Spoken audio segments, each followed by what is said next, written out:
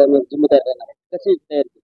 आज या नांदेड जिल्ह्यामध्ये नांदेड उत्तर मतदारसंघातली इच्छुकाची उमेदवाराची जी बैठक आयोजित केली त्या निमित्ताने आमचे सहकारी मित्र नांदेड दक्षिणचे उत्तरचे आम्ही दोघंही आमदार या कार्यक्रमाला उपस्थित, तसेच आनंदराव बोंडाकर तसेच सर्व पदाधिकारी जिल्हा प्रमुख यांनी भाषणे केले आणि या भाषणामध्ये इच्छुकाला एक संवाद केला त्याच्याशी की आपण इच्छुक आहात त्या निमित्ताने आपण लोकांपर्यंत पोहोचलं पाहिजे, लोकांची सेवा केली पाहिजे.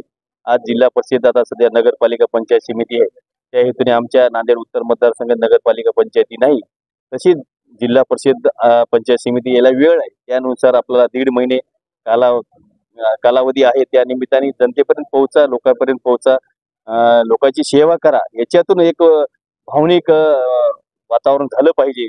आज शिवसेनेचं एवढं संघटन मजबूत नांदेड जिल्ह्यामध्ये झालेलं आहे. आज जिल्हा परिषद सुद्धा काही दिवसात होतील, महापालिका होतील. आम्ही चारही आमदार या नांदेड जिल्ह्यामध्ये 100% महापालिकेवर, जिल्हा परिषदेवर आणि नगरपंचायतीवर 100% फडकिणार आम्ही.